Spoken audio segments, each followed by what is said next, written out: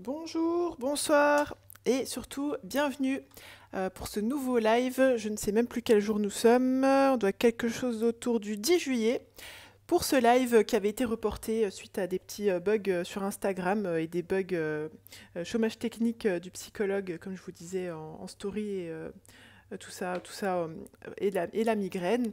Donc voilà, ce soir, on va, si vous voulez bien, on va aborder le sujet donc, qui avait été proposé il y a 2 semaines, je crois, si je ne dis pas n'importe quoi, qui est le sujet de l'addiction aux écrans. Et pour commencer, ce que je vous propose, c'est que comment dirais-je, on se penche ensemble, voilà, parce que je vais vous donner comme d'habitude des petites pistes comme ça pour que vous puissiez réfléchir, on va dire, sur la notion et puis ben, vous remettre en question de manière voilà, profitable, utile, productive sur votre utilisation des écrans. Et voilà, donc pour commencer, je vous donnerai, comme à l'accoutumée, ces petits éléments-là à la fin. Et là, ce que je vous propose, voilà, pour lancer un petit peu le live participatif, parce que si vous passez par là pour la première fois, sachez que voilà, le but, ce n'est pas que je parle pendant un quart d'heure, je ne pense pas, une demi-heure, trois quarts d'heure, plutôt 1 heure en général, on fait toute seule. C'est vraiment le but, c'est qu'on puisse partager, que vous puissiez interagir, poser des questions, dire ce que vous en pensez, partager votre avis avec nous, voilà, qu'on puisse vraiment co-construire, entre guillemets, de la connaissance ensemble autour de ça. Donc voilà, en commentaire, ce que je vous propose la question à laquelle je vous propose de répondre, et puis ben, déjà la première question que je vous propose vous de vous poser, c'est voilà, quel bilan vous pouvez faire de votre utilisation, on va dire, positive d'un côté et négative des écrans? C'est-à-dire que qu'est-ce que vous trouvez que les écrans, parce que voilà, on ne va pas diaboliser non plus les écrans, hein, pour, comment dirais-je, de toute façon, vous savez, les addictions, on n'est pas forcément toujours, bon, hormis les drogues, l'alcool, etc. Donc là, il n'y a rien de positif, hein, clairement, à leurs utilisations, mais voilà, on peut devenir addict à une relation, on peut devenir addict au sexe. Voilà, il y a beaucoup d'addictions possibles, si je peux dire ça comme ça. Ce ne sont pas des choses forcément qui sont négatives a priori, mais c'est notre rapport aux choses qui va conditionner en fait l'utilisation qu'on va en avoir. Du coup, c'est le questionnement que je vous propose pour qu'on puisse commencer à faire la part des choses ensemble. C'est voilà, quelle vous votre utilisation? Qu'est-ce que vous y trouvez de positif et qu'est-ce que vous voulez garder de positif dans votre utilisation des écrans dans votre quotidien et comment ça devient négatif pour vous? Voilà, donc je vous laisse un petit peu partager là-dessus en commentaire pour commencer. Et puis je voulais vous parler aussi, parce que vous m'avez beaucoup, je vais prendre quelques minutes, vous m'avez beaucoup voilà, interrogé par rapport au bootcamp de cet été, donc le bootcamp qui a lieu du 15 juillet au 25 août, où il s'agit de bosser sur ces blocages, ces pensées limitantes pour pouvoir affiner la connaissance de soi, enfin se connaître et se donner le moyen d'être épanoui. C'est un bootcamp, comme je vous disais, qui a lieu du 15 au du 15 juillet pardon, au 25 août, pardon, excusez-moi, j'ai n'importe quoi. Donc c'est 6 semaines de coaching qu'on fait ensemble, où je prends, voilà, c'est un coaching qui est limité à 10 personnes pour qu'on puisse vraiment bosser bien correctement ensemble là-dessus. Donc un coaching de 6 semaines, de groupe, où vous avez un module vidéo par semaine avec des exercices pratiques, des réflexions sur vous à mener, etc. Un live participatif, donc qui est vraiment uniquement réservé à ce bootcamp. D'ailleurs, pendant ces 6 semaines-là, je me consacrerai à mes coachés, entre guillemets, et je pense que je vais réduire un petit peu, d'ailleurs, les lives participatifs sur Instagram. Il y aura un accès au groupe WhatsApp qui est réservé uniquement aux membres du bootcamp. Et comme je vous disais, c'est réservé à 10 personnes. Donc, vous avez le lien du bootcamp si vous êtes intéressé de vous inscrire dans le lien en bio. Et puis, vous pouvez retrouver aussi, je vous le mettrai en barre d'infos sur YouTube. Et bah, si d'ailleurs vous avez la moindre question, vous pouvez me contacter sur WhatsApp au 07 81 11 64 11. 07 81 11 64 11. D'ailleurs, de manière générale, si vous avez la moindre question, vous pouvez me poser, voilà, vous pouvez me contacter sur WhatsApp. Alors, alaykoum salam wa rahmatullahi wa barakatuh. Voilà, parce qu'on m'a dit salam alaykoum, je réponds. Bienvenue. Alors, je vais commencer par lire vos commentaires. Alors, il y a Aurélie qui nous dit le gros point négatif est le côté addictif. Alors, justement, à quel moment moi aussi je parle avec les mains, vous voyez des fois, à quel moment l'utilisation relève de l'addiction? Voilà, comment vous faites pour jauger en fait une utilisation classique normale d'une utilisation qui devient addictive? Aurélie. Bonjour, bonsoir. Positif, accès à plein d'informations de toutes sortes. Oui, effectivement, Internet, enfin, ça nous donne vraiment l'opportunité d'être informé, de s'éduquer, même aussi de s'instruire. Effectivement, c'est quelque chose de positif. Et le fait de cadrer cette utilisation en ce sens aussi, ça peut être profitable. À la longue, ça la fatigue les yeux. Ouais, tout à fait. C'est vrai que bon, il y a des lunettes avec des verres bleus, je crois. Enfin, il y a des petits trucs et astuces, on va dire, pour pouvoir préserver sa vue. Mais effectivement, à la longue, ça fatigue les yeux. Alors, chez Imanouti, ça devient négatif quand je commence à négliger l'essentiel. Alors, très bonne piste. C'est-à-dire qu'effectivement, quand le rapport addictif se construit aussi dans le fait que vous soyez coupé en fait de quelque chose, comme vous avez dit, et d'essentiel, de vos priorités, de votre vie en fait. Alors, Diariceni qui nous dit « Le point négatif, je procrastine trop et mes enfants me copient. Et le côté positif, c'est que ça permet de maintenir les relations avec la famille qui est loin. » Vous savez, c'est ça qui est, entre guillemets, hyper ambivalent, si je peux dire ça comme ça. C'est que, en fait, ça nous coupe quelque part de, voilà, comme vous avez dit, des gens qui sont proches de nous, c'est-à-dire, voilà, comme vous avez dit, là, des enfants ou du conjoint, etc. Mais en même temps, ça nous permet dans des relations directes, mais en même temps, ça nous permet de maintenir des liens avec des gens qui sont hyper loin. Donc effectivement, dans cet équilibre peut-être à définir dans l'utilisation des écrans et des relations, en fait, il y a une limite qui va se mettre dans le côté, on va dire, normal ou le côté addictif aussi. Qu'est-ce qu'on va rechercher aussi? Bon, je vais spolier un peu mes points aussi, mais qu'est-ce que vient combler, en fait, finalement, votre commentaire d'Iriceni me fait penser à ça, c'est que qu'est-ce que peut-être, et là, du coup, je vous invite à vous poser la question aussi, qu'est-ce que le rapport aux écrans vient peut-être combler aussi? Qu'est-ce que la vie virtuelle vient peut-être aussi combler de notre vie, comment dirais-je, réelle, tout simplement, qui peut-être ne nous, entre guillemets, voilà, ne nous satisfait pas ou ne nous suffit pas. Côté positif, Jess nous dit apprentissage de la religion. Négatif, quand je reste sur mon tel trop longtemps et je fais moins de choses dans la vraie vie. Ouais, voilà, c'est ce que je vous disais. Hein, en fait, c'est une piste, on va dire, pour pouvoir réguler l'utilisation des écrans, voilà, pour pas que ça devienne addictif, parce qu'il y a un besoin qui est légitime, c'est-à-dire le besoin de rester en contact avec ses proches, mais comment dirais-je, quand on va se sentir frustré par rapport au niveau relationnel, quand on vit seul, par exemple, et qu'on en souffre, ben, on va avoir tendance à utiliser les écrans pour pouvoir contrebalancer cette frustration-là,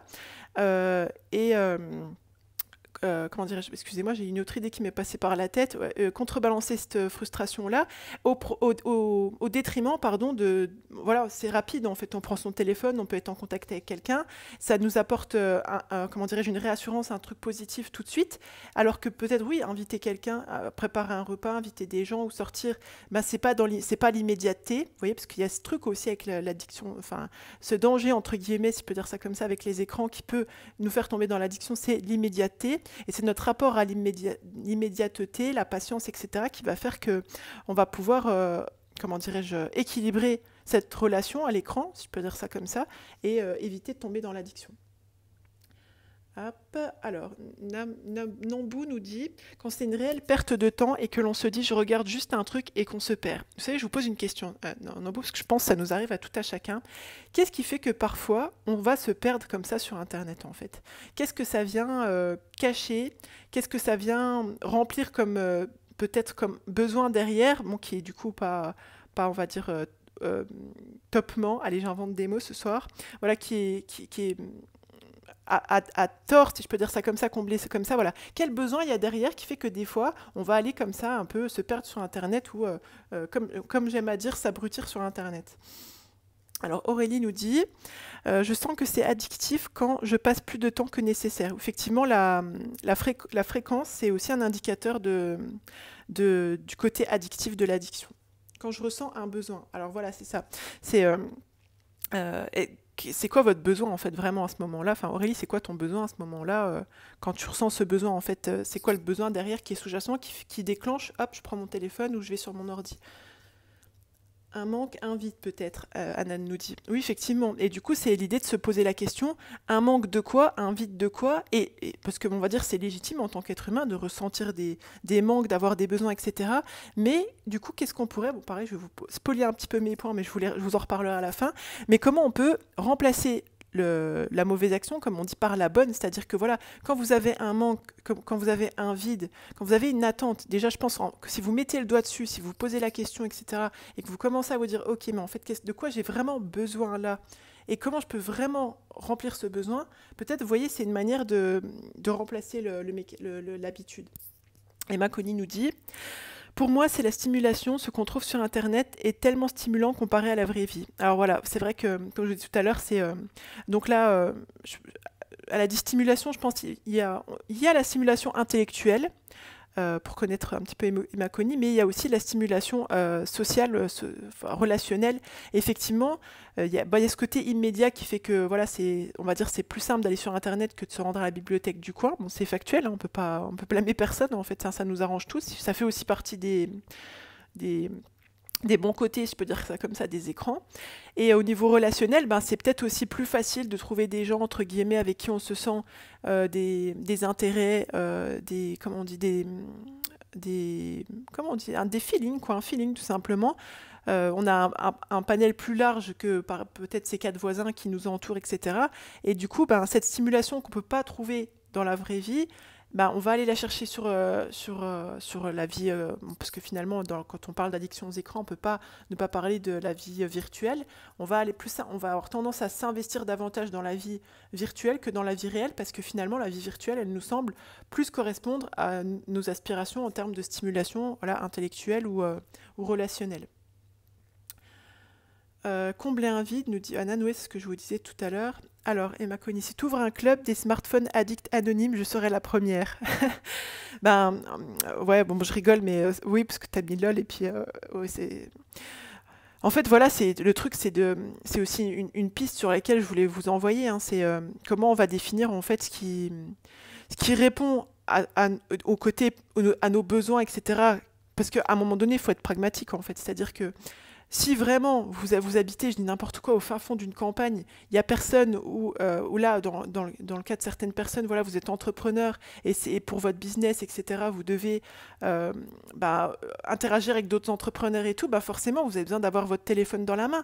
C'est quoi, qu'est-ce qui définit, en fait, vous voyez, le besoin qui est objectivement, auquel on répond, donc ça peut être un besoin personnel, comme on se disait tout à l'heure, émotionnel, etc., ou un besoin professionnel, etc. Quand est-ce que ça devient une addiction, en fait? C'est parce que derrière comment dirais-je, la question de l'addiction, on entend je ne peux pas me retenir, en fait, vous voyez. Et quand est-ce que vous n'arrivez pas, vous voyez, quand est-ce que vous ressentez ce truc où ça vous dépasse, vous voyez? Alors, Thierry Séni lui dit oui, moi je vis seule, j'ai mes enfants, mais pas d'adulte avec qui échanger. Vous voyez, c'est là où c'est hyper délicat, en fait. C'est que alors, c'est comme je vous dis, il y a cette question, excusez-moi, j'arrive plus à parler à cette heure-ci. Il y a la question de l'immédiateté, c'est-à-dire que c'est plus facile, voilà, d'aller sur un groupe Facebook ou que sais-je, ou un forum à l'ancienne pour échanger avec nos pairs, que voilà, d'aller dans une salle de sport. Voilà, souvent on va dire si on veut privilégier les interactions dans la vraie vie, on va aller voir en salle de sport, on va aller voir dans les associations. Quand on est maman, souvent on essaye de rencontrer des mamans dans des cercles, etc. et tout. C'est plus long, c'est plus fastidieux, etc. Donc, comment dirais-je, c'est tout. Enfin, vous voyez, on peut blâmer personne, si je peux dire ça comme ça. Voilà, c'est là où je vous dis, voilà, quelque part, ça répond à un besoin. Et qu'est-ce qui va définir, en fait, la frontière, on va dire, de l'addiction dans ce besoin-là, qui, objectivement, est plus compliqué, auquel il est plus compliqué de répondre dans la vraie vie, si je peux dire ça comme ça. Je pense que c'est addictif, nous dit Thierry Séni. Quand on se lève, et première chose, c'est le téléphone est pareil au toucher. Voilà, vous voyez, c'est peut-être effectivement un indicateur, vous voyez, il y a 2 types quand vous allez prendre... Bon, là, je vais parler tout le temps du téléphone, parce que c'est ce qui nous concerne le plus. Souvent, hein, on n'est pas addict à la télé, enfin, c'est plus rare, on va dire, de nos jours. En fait, c'est que vous n'avez pas un geste qui est réfléchi. Voilà, vous voyez, en fait, vous êtes en mode, hop, il y a un moment de vide, si je peux dire ça comme ça, vous êtes entre 2 trucs, comme vous dites, vous venez de vous lever, en général, quand on se lève, on est un peu dans le gaz et tout, et vous regardez votre téléphone, vous savez même pas pourquoi, en fait. Vous allez sur Instagram, vous allez sur Facebook, et vous savez même pas pourquoi.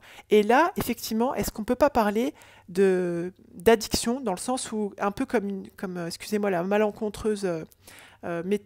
comparaison, mais un peu comme la personne qui prend la cigarette comme ça par habitude, en fait, après le repas, etc. et tout. Là, on peut vraiment parler d'addiction, en fait, parce qu'il n'y a pas une utilisation, comme je vous disais tout à l'heure, qui réfléchit, comme quand on a mis le doigt sur un de ses besoins et qu'on se dit, ok, bon, là, j'ai pas d'autre opportunité, du coup, je choisis de faire... Vous voyez, en fait, quand il y a un choix, quand il y a une réflexion, quand il y a une conscience, en fait, derrière. Jess nous dit... Je suis beaucoup sur mon téléphone quand je suis seule. Par contre, quand je suis avec ma famille, j'oublie mon téléphone. Quand je vois mon mari qui ne lâche pas son téléphone, c'est très frustrant. Bah, vous voyez, elle est intéressante, elle est intéressante, pardon, votre distinction. Parce que je pense que parfois, il y a des personnes qui se pensent ou qui se disent addictes. Mais est-ce que vraiment c'est une question, parce qu'en fait l'addict, si vous voulez, comme je vous disais, c'est quand vous avez un besoin et que vous n'avez pas d'autre choix pour y répondre. Quand je vous dis l'entrepreneur qui voilà qui va avoir plus de facilité pour avoir des partenariats ou toucher sa cible, etc. via les réseaux et qui du coup de fait est obligé d'avoir son téléphone dans la main et ou alors la personne qui est isolée et que sa famille elle est à l'étranger, du coup bah forcément pour être en contact avec sa famille, bah, elle a besoin de son écran, etc. Et puis finalement c'est pas tant l'addiction aux écrans, c'est le besoin de parler avec sa famille derrière. Et la personne qui est dans sa famille, avec par exemple ses enfants, son conjoint et tout, avec des personnes qu'elle aime et qui va pas pouvoir s'empêcher de prendre son téléphone. Et peut-être qu'elle est là la frontière, vous voyez. Et je comprends votre frustration, Jess, effectivement. Mais là peut-être que le mot addict est peut-être plus approprié.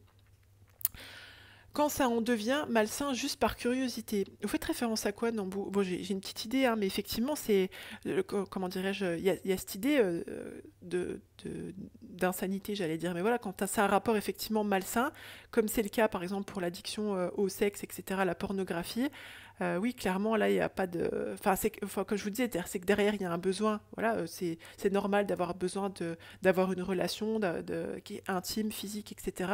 Mais quand ça en devient malsain comme ça, quand ça tombe dans la perversion, c'est que oui, il y a un indicateur addictif, si je peux dire ça comme ça. De peur de manquer une info, etc. Ah oui, d'accord. Oui, oui, quand ça devient malsain juste par curiosité, de peur de manquer une info. Ah, c'est intéressant ce que vous dites. Vous voulez dire par rapport... vous pouvez donner un exemple concret? Ça m'intéresse d'avoir un exemple concret si vous voulez bien. Emma Conny, clairement, j'ai fait un repas de famille récemment, c'était affreusement ennuyeux. Hmm. Ouais, bah vous voyez, c'est que voilà, là on est typiquement c'est une frustration, on va dire, vis-à-vis du quotidien, qui fait que, alors bon après c'est toujours comment on le vit en fait, hein, le fait de s'ennuyer entre guillemets en famille. Euh, Bah déjà, on peut se poser la question, bon, je vais un peu spolier par ce que je vous disais, c'est que, est-ce que, pourquoi tu t'ennuyais en fait, Maconi? Est-ce que tu t'ennuyais parce que vraiment c'était ennuyeux? Est-ce que tu t'ennuyais parce que tu n'étais pas dans le moment présent? Tu pensais à autre chose? Tu vois, est-ce que t'es... Parce que souvent, en fait, vous voyez, comment dirais-je, dans un rapport addictif, il y a le fait qu'on n'arrive plus à être dans le moment présent, comme on dit. Et ça peut être d'ailleurs une piste, on va dire, pour bosser après sur l'addiction, c'est d'essayer comment dirais-je, de retravailler le moment présent et de privilégier la vraie vie, de se créer des moments en fait qui vont être suffisamment, comment dirais-je, comme tu as dit, Manu, suffisamment stimulants pour pouvoir en fait, comment dirais-je, maîtriser ce rapport aux écrans, ce rapport au virtuel. Mais je comprends ce que tu dis. Alors, Mum Wifi nous dit combler une solitude et un manque de vie sociale et stimulation. C'est ce que je vous disais, c'est que est-ce qu'on peut blâmer, est-ce qu'on peut se considérer vraiment addict, comme ben, derrière il y a une solitude, il y a un manque, etc. Enfin, vous voyez, c'est aussi qu'est-ce que ça va vous renvoyer d'estime de vous considérer comme ça addict aux écrans parce que finalement vous avez un besoin qui est le besoin de stimulation sociale ou intellectuelle, voilà, de voir des gens, d'avoir une vie sociale tout simplement, qui, de par votre contexte, n'est pas possible. Et du coup, à ce moment-là, vous faites le choix, comme je vous dis, c'est peut-être ça la différence, hein, c'est que c'est pas genre vous prenez le téléphone, vous savez pas vraiment pourquoi, et là, ok, là vous vous dites, ouh, là il y a un problème, j'ai plus la maîtrise de ce que je fais en fait, et il y a une différence entre ça et se dire, ok, en fait là j'ai un besoin, c'est le besoin de parler avec des gens, de me stimuler au niveau intellectuel. Pour l'instant, je peux pas, comment dirais-je, faire ça dans la vraie vie, je peux dire ça comme ça. Et du coup, je vais prendre mon téléphone. Vous voyez, c'est là peut-être la prise de décision, c'est peut-être ce qui va, comment dirais-je, faire la différence. Ça a l'air, mais c'est très dangereux. Ça a l'air drôle, mais c'est dangereux. Oui, la solitude. Ah, j'ai loupé un train là, Hanan. Alors, Nambou nous dit, quand on ressent ce besoin de snapper ou publier une story quand on vit le moindre moment, resto, spectacle, sport, etc. Alors, vous voyez, derrière, le besoin de snapper. Alors, snapper, c'est un peu comme on appelait ça avant, zapper. Vous voyez, ce truc de zapper à la télé. Et souvent, on s'ennuie, en fait.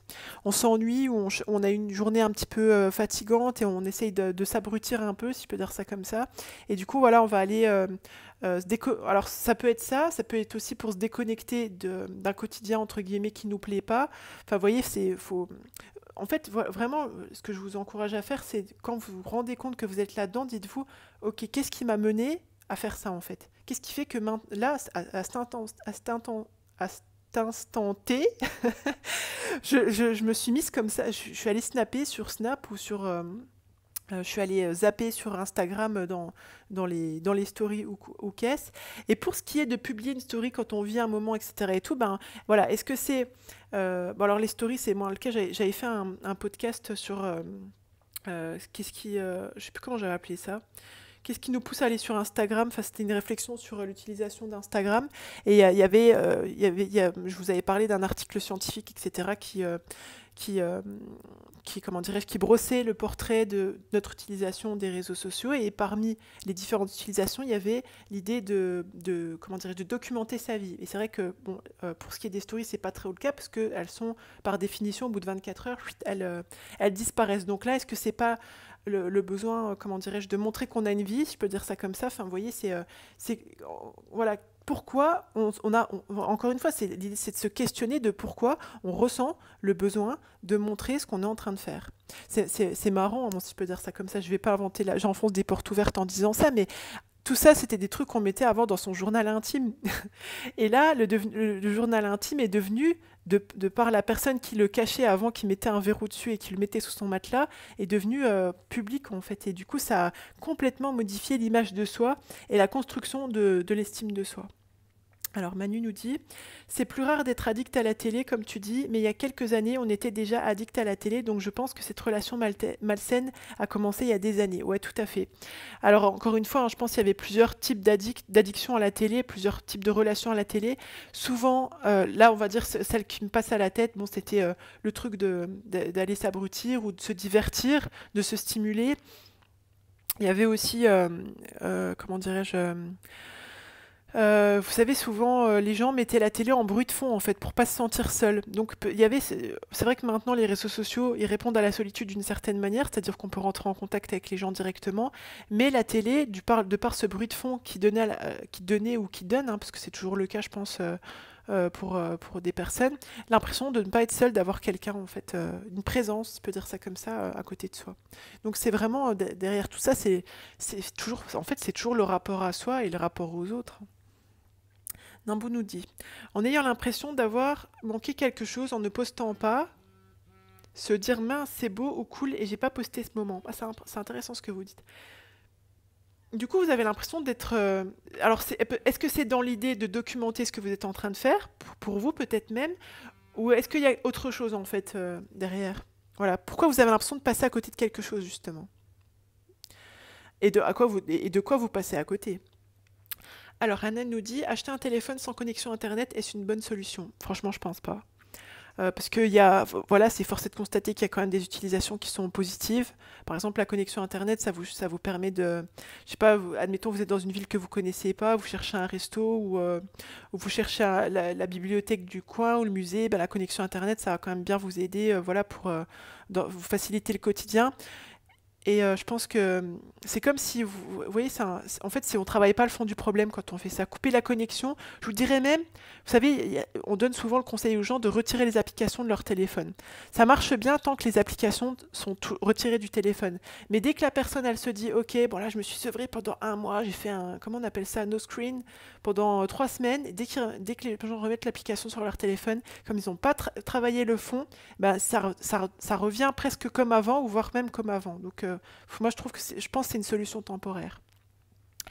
Je confirme que je suis addict. Je ne saurais pas dire pourquoi, à tel moment, je vais sur mon téléphone, c'est plus fort que moi. Ben, je pense que la première étape, comme je disais Aurélie, c'est quand ça arrive, de se dire, ok, pourquoi j'ai fait ça en fait. Mais des fois, vous savez, on a pris l'habitude, on est tous pareils, hein, on a des habitudes en fait. Et comment on va lutter contre les habitudes, c'est en remplaçant le geste. Des stories, Snap, Insta, etc. Ah, d'accord. Alors, Jess nous dit, quelqu'un qui est addict doit-il tout arrêter ou peut-il réussir à reprendre une utilisation normale? Bon, je vous dirais, il y a deux écoles, hein. Tout arrêter, c'est, comme je vous disais, en fait, ça dépend comment on aborde le tout arrêter, et ça dépend comment on aborde comment dirais-je, la remise dans la normale. Euh, Parce que tout arrêter, ben, comme je vous disais, quand vous allez être obligé par la force des choses de reprendre, ben, peut-être vous allez reprendre cette habitude. Du coup, moi, ce que je conseillerais plutôt, c'est de conscientiser son rapport à la chose, en fait. Vous voyez, de vraiment de décider de, OK, pourquoi j'ai besoin de mon téléphone? Enfin, vous voyez, vraiment d'avoir un rapport réfléchi, conscient à pourquoi on utilise à tel moment, pour répondre à quel besoin. Vous voyez, c'est vraiment de reconnecter à nos besoins, en fait, voilà, les plus fondamentaux, quoi. Emma Conny, je me suis ennuyée parce que les sujets abordés étaient hyper à des pâquerettes. Pourtant, je me suis forcée à être dans le moment présent et ne pas aller sur le tel. J'ai souffert. Oui, ah ouais, d'accord. Et t'as essayé de lancer des sujets qui étaient pas à des pâquerettes? Bon, je me fais un peu l'avocat du diable, hein, même si comme on dit, hein, l'avocat du diable, bien sûr, grande guillemets, euh, même si je comprends. Mais en tout cas, ben, bravo hein, d'avoir essayé. En tout cas, je salue comment dirais-je, je salue la démarche. L'avantage des écrans, Fatem nous dit, l'avantage des écrans, ça m'a beaucoup aidé quand je suis devenue maman via des groupes discussions sur le net. Voilà, c'est comme je vous disais, c'est qu'il ne faut pas diaboliser le truc, hein. Franchement, ça a apporté, du point de vue de l'information, du savoir, de la connaissance, de, pardon, même enfin voilà, de l'isolement social, ça a apporté une plus-value, même si voilà, en fait, c'est quand on commence à négliger, quand on a des opportunités dans la vraie vie, qu'on commence à les négliger au profit des écrans, c'est là peut-être où ça devient, on va dire, ça questionne, quoi. Parce que je me suis retrouvée seule sans conseil. Ouais, oui, je comprends. Pardon, ça a mis pause, parce que mon téléphone m'a indiqué qu'il me restait 20% de batterie, donc je pense pas qu'on fera plus d'une heure ce soir. Mais oui, c'est clair, voilà, c'est pour ça que je vous dis, il ne faut pas diaboliser, parce qu'il y a ça nous apporte des choses positives, en fait, hein. L'inconvénient, ben là, je fais dîner mes enfants, ils me parlent et je tends la moitié. Oui, ben bon, bah, on va dire que c'est exceptionnel, bon, parce que là, mais moi, je serais tellement contente qu'on puisse se retrouver comme ça, au gré du vent, si je peux dire ça comme ça, ou une fois par semaine, dans une salle, autour d'un thé. Enfin, vous voyez, c'est que, voilà, le contexte ne nous le permet pas, en fait. C'est... Mais c'est clair, ce serait génial. Non, c'est plus de vivre le moment à travers les réseaux. Oui, voilà, c'est ça, de vivre le moment à travers les réseaux. C'est intéressant ce que vous dites. Comment les réseaux, ça vous permet de vivre le truc, si je peux dire ça comme ça. Mais c'est intéressant ce que vous dites. Besoin de briller qui cache un manque de confiance en soi. Oui, c'est un des rôles, entre guillemets, qui a été découvert, si je peux dire ça comme ça, des réseaux sociaux, hein. C'est-à-dire que le fait de show-off comme ça, de montrer, ça peut venir combler un manque d'estime de soi. Mais bon, finalement, quand on discute avec les gens qu'il y a derrière, on se rend compte que ça leur rend pas trop service finalement. Mais ça donne à paraître, mais ça règle pas, comme je vous disais, toujours pareil, hein, ça règle pas le problème de fond. Le pire, c'est que les enfants pensent que c'est normal d'être scotché à son téléphone. Oui, c'est une des pires choses, ouais, effectivement. Surtout qu'eux, ils n'ont pas la capacité de conscientiser comme nous le rapport aux choses. Aurélie nous dit, c'est vrai, j'ai déjà arrêté plusieurs fois et quand j'ai recommencé, c'était comme avant, voire pire. On dirait que je parle de cigarettes. Oui, c'est ça, ce que je vous disais tout à l'heure. Maconi nous dit, grave, on donne pas un super exemple à nos enfants, du coup on culpabilise. Ben, vous voyez, en fait, c'est là où des fois, c'est-à-dire si vous avez une utilisation raisonnée entre guillemets du portable, je parle là par exemple aux entrepreneurs, etc. Moi, c'est mon cas, on va dire, je vais prêcher dans ma paroisse. C'est de délimiter des moments en fait pour l'utilisation du téléphone, mais que ce soit quand vous avez voilà un besoin social enfin c'est bizarre ce que je vais dire, relationnel et tout, de vous dire bon bah ok, je fais ça à ce moment-là, mais quand je suis avec mon enfant, quand je suis avec ma famille, je décide de poser mon portable et de profiter du moment présent du mieux que je peux en fait, vous voyez. Et pour justement pas culpabiliser. Même vous, moi, admettons, voilà, comme je vous disais, quand on est entrepreneur, des fois, bah, les choses font que des fois, il faut qu'on réponde à un message ou à un mail et il y a notre enfant qui est à côté. Mais voilà, nous, dans notre tête, on se dit, je travaille en fait. Et en plus, je travaille pour ma famille. Et on se dit pas, ouais, en fait, là, je suis sur Facebook ou je suis sur Insta au lieu de profiter avec mon enfant. Enfin, vous voyez, peut-être le niveau de conscientisation va faire que on va mettre le curseur à un endroit différent et on va, du coup, moins ou pas culpabiliser, c'est le but. Momo Ifi nous dit: «Je me rends compte que je snap parce que les autres le font, alors que de base, je ne suis pas comme ça, je suis juste le move en mode mouton.» Mais qu'est-ce qui... Bon, alors franchement, déjà, il faut beaucoup de courage pour le reconnaître, je trouve. Mais pourquoi vous suivez le move en mode mouton? En fait, ça vous apporte quoi? C'est une vraie question, hein, vraiment, c'est pas du sarcasme, hein. Comment vous le savez, en plus que les autres snap? Jess nous dit: «Des pistes pour introduire les écrans auprès des enfants pour qu'ils aient une bonne utilisation parce que je n'arrive pas à leur mettre d'écran dans les mains.» Ben, ne le faites pas si vous n'arrivez pas. C'est-à-dire, ben, je vais pas, franchement, j'aurais l'impression de faire quelque chose de contre naturel. Hein, franchement, ils auront bien le temps de. Bon, voilà, on va dire sans diaboliser le truc, c'est vrai que peut-être pour induire une bonne utilisation, je vais le dire plutôt comme ça, plutôt que de dire introduire les écrans, passer par tout ce qui est éducatif. Regarder un reportage en famille. Parce qu'on va pas se leurrer, hein, tout le monde le fait en fait. C'est-à-dire que je sais très bien que, et je suis d'accord avec eux, il vaut mieux éviter les écrans avant 3 ans. Et après, voilà, vous connaissez la chanson par rapport aux enfants. Donc, voilà, donc de manière générale, il faut éviter, c'est clair. Mais des fois, bon, ça m'arrive de...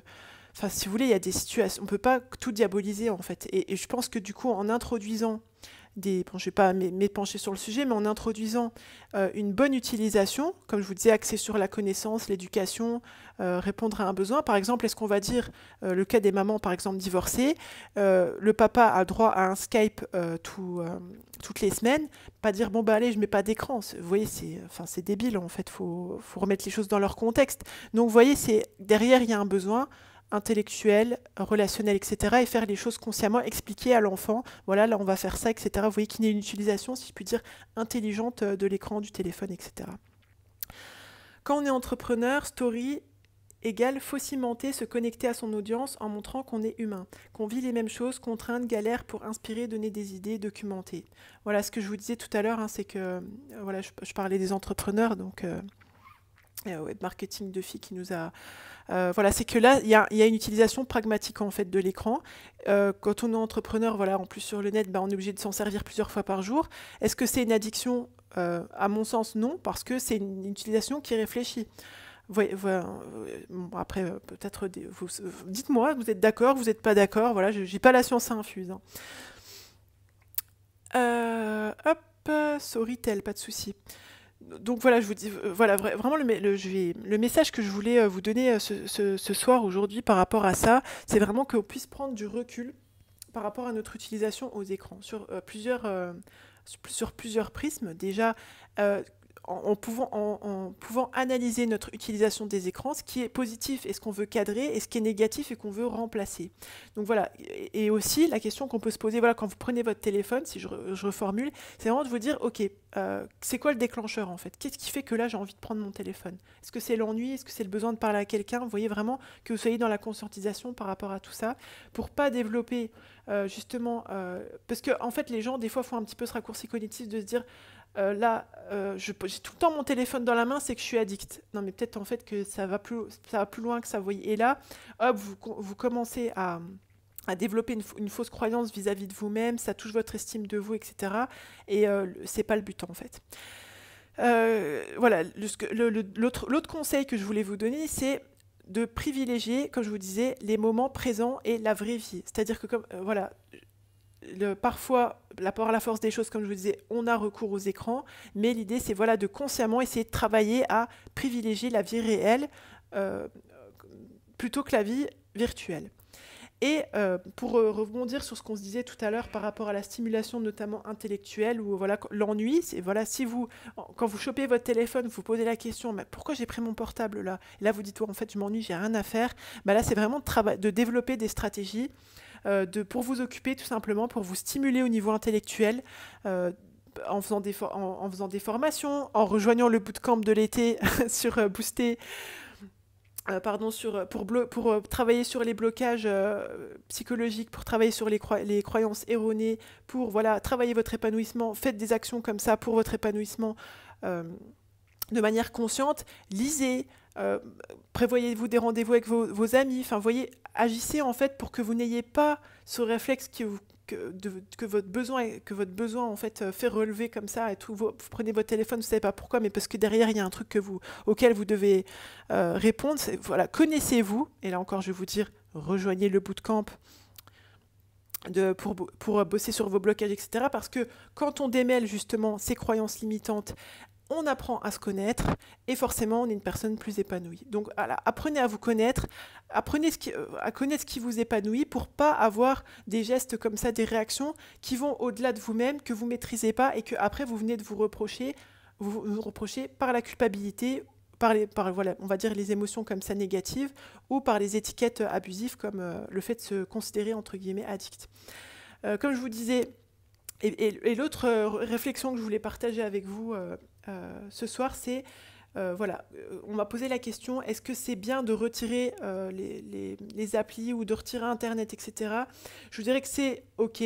Voilà, si vous sentez que vous en avez besoin pour pouvoir faire ce trait au début, faites-le, écoutez-vous en fait, parce que demander conseil, c'est une chose, mais comment dirais-je, la prise de décision, elle doit vous appartenir, elle doit être en fonction de vous, ce que vous ressentez qui est le plus facile pour vous, le plus accessible. C'est OK. Je ne vais pas vous dire non, faites pas ça, ça sert à rien, pas du tout, c'est OK. Mais en même temps, bossez sur le fond pour éviter justement une rechute par la suite quand vous allez décider de ramener les choses petit à petit, tout doucement. Voilà, je vais continuer de reprendre un petit peu les commentaires, mais on va bientôt arrêter si vous voulez bien, parce que la batterie de mon téléphone ne me permettra pas d'aller plus longtemps. Alors il y a Momoifi qui nous dit, ah oui, alors suivre le move parce que sinon on se sent à part, en marge des autres et de la société, parce qu'à notre époque, les réseaux sociaux et l'exposition est complètement rentrée dans les mœurs. C'est-à-dire que, autrement dit, c'est la crainte d'être rejeté, c'est ça? Si j'essaye de trouver qu'est-ce qui structure cette crainte, enfin ce truc de on se sent à part. Alors du coup, je vais terminer sur cette interrogation en vous remerciant. Je suis désolée parce que je vois que vous arrivez encore, et je vous remercie entre guillemets de votre fidélité. En tout cas, voilà, on craint d'être mis de côté. Ouais, vous voyez, c'est la peur du rejet en fait. Bah, l'idée, c'est vraiment de voir en fait qu'est-ce qui vous pousse à ça en fait, hein. Ça peut être. Vous voyez, est-ce que c'est pas encore une croyance limitante en fait, hein, de se dire bon bah si je fais pas comme les autres, je vais être rejeté. Ça c'est une croyance limitante encore. Voilà, donc l'idée c'est peut-être de bosser justement cette croyance limitante. Alors il y a Jess qui nous dit, et après je vais arrêter, excusez-moi pour les commentaires. Pour les adolescents, ça a l'air bien compliqué de poser le téléphone. Bah parce que en fait, on doit encore les accompagner sur comment ils gèrent tout en fait. Enfin, vous voyez, c'est le cadre de leur expliquer. Vous voyez, c'est pour ça que je vous disais tout à l'heure, c'est induire une bonne utilisation de la machine. Voilà. C'est parce que finalement, quand on fait pas les choses consciemment, c'est là qu'on se laisse un peu déborder, prendre dans le flot d'un truc qu'on maîtrise plus et qui après nous renvoie une image négative de nous-mêmes en fait. Anna nous dit la peur du regard des autres. Ouais, mais ouais, je comprends, c'est tout à fait. Mais finalement, en fait, qu'est-ce qu'il vous apporte ce regard? Enfin, vous voyez, c'est vraiment de rentrer dans la profondeur des choses pour pouvoir reprendre la maîtrise des choses, le dessus, etc. Bon, vous m'envoyez plein de coucous, je vous dis coucou back. Je vous remercie encore d'avoir été là ce soir. C'était encore un plaisir d'échanger avec vous. J'espère que ces petites voilà, ces réflexions et puis ces petites pistes entre guillemets vous permettront de reprendre la maîtrise de votre utilisation des écrans pour que vous puissiez être bien, comment dirais-je, que vous vous sentiez bien dans votre vie en fait. Voilà, je ne peux pas le dire plus simplement. Vous m'envoyez des cœurs, c'est rigolo. Je vous cœur back. Pour que vous soyez voilà, conscient et dans le moment présent et que vous n'ayez pas l'impression de vous faire happer par quelque chose. Comme on se disait tout à l'heure, hop, je me réveille, je prends le téléphone. Vous voyez que vous ayez vraiment, vous puissiez grandir dans la maîtrise de vous-même et vous sentir plus épanoui. Amin Wayaki, Mhouz, c'est un plaisir. Voilà. Donc, je vous en ai parlé un petit peu au début. Je vais terminer en vous encourageant vraiment à rejoindre le bootcamp du 15 juillet au 25 août, bootcamp où, comme je vous dis, on va travailler sur les blocages, les blocages psychologiques, les croyances limitantes, pour pouvoir justement optimiser la connaissance de soi et l'épanouissement. Voilà, c'est vraiment 6 semaines où toutes les semaines, on va bosser une nouvelle, comment dirais-je, un nouveau savoir. Par exemple, dans la semaine 1, on va travailler sur la posture efficace et durable de la connaissance de soi. La semaine 2, on va bosser sur apprendre à cerner sa personnalité avec un outil pragmatique. La semaine 3, on travaillera vraiment sur les blocages stricto sensu pour les dénouer, etc. Et vraiment, au-delà de les dénouer, ce que vous avez maintenant, c'est que vous ayez des outils pour ne pas retomber dans les mêmes blocages, ou si vous en avez d'autres qui arrivent, que vous soyez en mesure de bosser dessus de manière autonome après. Et la semaine 4, on va faire un truc qui est aussi facteur. Bootcamp, c'est un coaching de groupe pendant 6 semaines. Voilà, c'est un bootcamp, c'était un petit peu clin d'œil parce que c'est l'été. C'est un camp, si vous voulez, pas un camp de travail. Mais voilà, c'est un coaching de groupe. Donc je vous disais, voilà, la 4e semaine, on va travailler sur, c'est bizarre ce que je vais dire, un nom, sereine. Voilà, le lien est dans la bio, ou si vous vous rendez sur ma psy en ligne, chez moi.fr, ou vous me contactez sur WhatsApp si vous avez des questions et je répondrai à vos questions. Donc je vous disais, la semaine 4, on va bosser sur l'apprentissage pour prendre des décisions en fait sereines. Parce que la prise de décision, quand on est bloqué comme ça par des croyances limitantes, ou on s'en sent bloqué, souvent derrière, on ne sait plus comment prendre une décision. Et du coup, on va vraiment bosser sur voilà, une prise de décision qui est pragmatique, qui est optimisée, pour que vous ayez vraiment des outils. Comme je vous disais toujours, le but, c'est de vous rendre autonome pour pouvoir prendre des décisions, et du coup, forcément, vous allez vous sentir plus sereine par la suite. La 5e semaine, on va travailler sur la forme de communication qui est la plus importante et la plus négligée. Bon, là, je ne vais pas rentrer dans le détail, mais c'est une forme de communication qui fait fi, qui va favoriser le fait de jeter comme ça, de ne pas donner place en fait au blocage psychologique, aux croyances limitantes. Et la 6e semaine, je vous donnerai des outils concrets pour que vous puissiez travailler un rapport conscient à la vie et à l'épanouissement. Vous voyez, aujourd'hui, je vous en ai encore parlé de comment on s'ancre dans notre quotidien, comment on s'ancre dans la vie réelle pour pouvoir, ne pas avoir une estime de soi, comme je vous disais, par l'utilisation qu'on a des écrans et le regard qu'on pose sur nous, ou les émotions qu'on ressent, de la culpabilité qui en retourne. Voilà, vraiment le but dans la 6e semaine, c'est de pouvoir vous donner des outils concrets pour que vous puissiez repartir non seulement grandi de ces échanges-là, parce que, voilà, comme je vous disais au début, il y a un groupe WhatsApp, on va faire un live participatif par semaine. On va, vous voyez, souvent, d'ailleurs, je rebondis sur le truc, vraiment que je me dépêche avant que ça coupe. Souvent, les femmes que j'accompagne en consultation, elles me disent, franchement, je ressens un vide au niveau social, j'aimerais bien rencontrer des femmes qui sont comme moi, qui pensent comme moi. Et c'est pour ça, en fait, que j'ai fait ce bootcamp aussi cet été, c'est pour répondre aussi à ce besoin, parce que je me suis dit, voilà, si on est 10, forcément, 10 pendant 6 semaines, on va créer des liens, vous allez créer des liens, on va échanger sur WhatsApp, on va échanger pendant les lives participatifs du bootcamp, et ça répond aussi à un autre besoin on va co-créer ensemble de la connaissance, on va grandir ensemble, et ça, c'est pour ça que j'avais vraiment envie de faire ce bootcamp, de prendre ces 6 semaines pour partager ce moment-là avec vous. Voilà, donc le lien du bootcamp, il est dans ma bio. Si vous accédez à ce live, vous l'aurez dans la barre d'infos YouTube. Si vous avez des questions, n'hésitez pas à me contacter sur WhatsApp au 07 81 11 64 11. Et puis voilà, vous pouvez retrouver toutes les infos sur mapsyenligne-chez-moi.fr. Pensez bien que vous êtes la première personne à bénéficier du crédit que vous accordez à votre existence. Et il y a Ouma Potentiel qui me dit on en apprend toujours beaucoup avec toi, machallah. Moi aussi, j'apprends toujours beaucoup de choses avec vous. Et vraiment, je vous remercie d'être toujours là au rendez-vous. Et je vous dis à bientôt. Bye bye.